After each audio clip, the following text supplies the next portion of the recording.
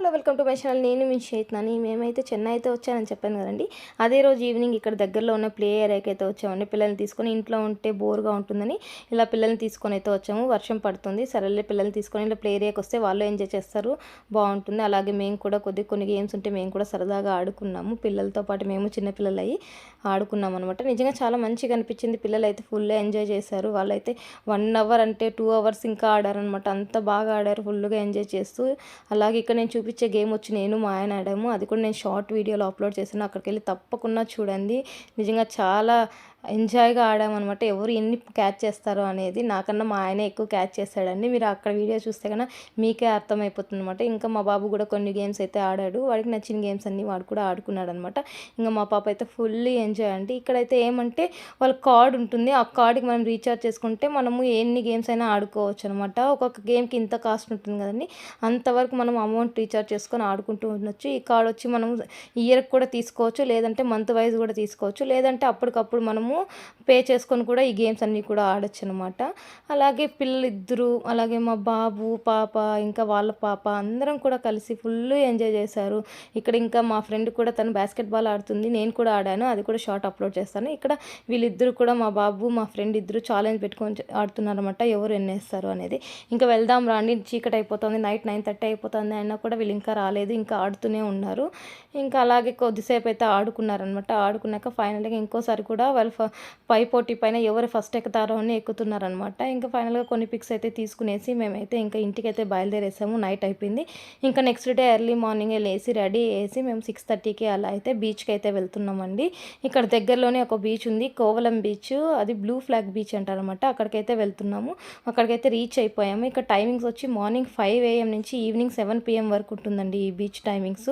ఇక్కడ రిస్ట్రిక్షన్స్ కూడా ఉంటాయన్నమాట, లోపలికి వెళ్ళకూడదని. అక్కడ టైం టు టైం అప్డేట్ చేస్తారు, ఎల్లోనా గ్రీనా రెడ్డా అనేది కూడా టైం టు టైం అప్డేట్ చేస్తారు. రెడ్ వస్తే అసలు అక్కడ వెళ్ళకూడదు అని. ఇప్పుడైతే గ్రీన్ ఉంది కాబట్టి కొంతగా క్రౌడ్ అయితే ఉంది, అందరూ వచ్చారు. అక్కడికి వచ్చి చాలామంది వాటర్ రైడ్స్ కూడా చేస్తున్నారు అనమాట. స్విమ్మింగ్ వచ్చిన వాళ్ళకి వాటర్ రైడ్స్ అండి, ఎవరికంటే వాళ్ళకి ఏమి ఇవ్వలేదు వాళ్ళు అక్కడ. అలాగే మేమైతే ఫుల్గా ఎంజాయ్ చేసాము. మా బాబు కోసం వచ్చామండి. మెయిన్ బీచ్ అంటే వాడికి చాలా ఇష్టం అనమాట. ఫుల్ ఎంజాయ్ చేస్తున్నాడు, వద్దంటే కూడా అసలు వినలేదు. ఆడినంతసేపు ఆడుతూనే ఉంటాడు. మనం ఇప్పుడు పిలవకపోతే వాడు 2-3 అవర్స్ అయినా ఇక్కడే ఆడుకుంటూనే ఉంటాడు అనమాట. అంత ఎంజాయ్ చేస్తాడు మా బాబు. ఇంకా మా బాబుకి అయితే కొద్దిగా భయం అయితే వచ్చేసింది, తనైతే లోపలికైతే రాలేదు, ఇంకా నిదానంగా వస్తుందనమాట. ఇప్పుడు స్టార్టింగ్ కొద్దిగా ట్రబుల్ అండి, తనకి రావాలంటే భయం వేస్తుంది వాటర్ని చూసి. ఇక్కడ వాళ్ళ డాడీని కూడా చూడండి ఎలా అతుక్కొని ఉందో. ఇంకా నిదానంగా అయితే తను కూడా లోపలికి వచ్చిందనమాట. ఫైనల్గా కొన్ని పిక్స్ అయితే దిగేసాం, మళ్ళీ తడిచిపోతామని. మా బాబు అయితే మమ్మల్ని అందరినీ కూడా వాటర్లోకి తోయేస్తున్నాడు అనమాట.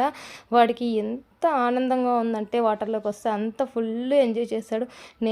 నేను కూడా ఏం తక్కువ కాదని నేను కూడా చిన్నపిల్లల్లాగా ఫుల్గా ఎంజాయ్ చేశాను అనమాట. ఫుల్గా ఎంజాయ్ చేసి ఆడుకునేసి సరదాగా ఇంటికి వెళ్ళి ఫ్రెష్ అప్ అయ్యేసి అక్కడే క్రొకోడైల్ బ్యాంక్ అయితే వెళ్ళాను అనమాట. మనం తీసుకునే ఎంట్రీ టికెట్కి వర్త్ అనిపించింది. అన్ని క్రొకోడైల్స్ ఉన్నాయండి. లోపలికి వెళ్ళి చూస్తే నిజంగా ఇలాంటిది కూడా ఒక బ్యాంక్ ఉంటుందా క్రొకోడైల్ది అనిపించింది అనమాట. అన్నీ ఉన్నాయి. అక్కడ అలా పడుకుంటే అవి రియలా ఫేకా అని నేనే ఆలోచించాను కొద్దిసేపు. అవి కదిలేంతవరకు నాకైతే తెలియలేదండి ఇవి రియల్ అని. నేను మామూలుగా అవన్నీ అలా షోక్గా పెట్టారేమో అనుకున్నాను, కానీ నేను నిజంగా అక్కడ అవన్నీ ఒక్కొక్కటి కదులుతూ వెళ్తున్నాయి అనమాట. ఆ వీడియోస్ కూడా నేను నా యూట్యూబ్ ఛానల్లో అయితే షార్ట్ వీడియోలు అయితే అప్లోడ్ చేశాను. అక్కడికి వెళ్ళి చూస్తే మీకే అర్థమవుతుంది ఇన్ని క్రొకోడైల్స్ అని. నిజంగా అలా వెళ్తూ ఉన్నాయన్నమాట, నీళ్ళలో నుండి బయటికి, బయట నుంచి లోపలికి.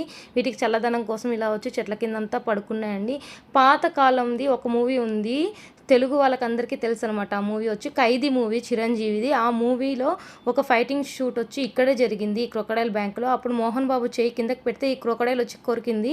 ఆ మూవీలో చూడండి ఒకసారి, మీకే అర్థమవుతుంది. ఆ క్లిప్ చూస్తే మీకు మొత్తానికి అర్థమవుతుంది అనమాట. ఇక్కడే తీశారండి, నేను చూపించిన ప్లేస్లోనే తీశారనమాట క్రొకోడైల్ బ్యాంకులో.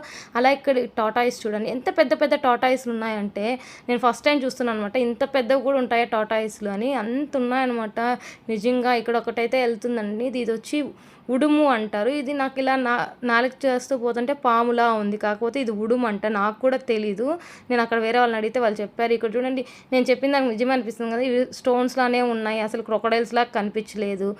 మెల్లగా వస్తాను చూడండి, ఇక్కడ సైడ్లో ఎన్ని ఉన్నాయంటే నిజంగా నాకైతే అలా చూస్తూనే ఉండిపోయినాయి. అన్ని క్రొకోడైల్స్ అండి, నిజంగా నేను ఫస్ట్ టైం అయితే చూస్తున్నాను అనమాట అన్ని క్రొకోడైల్స్.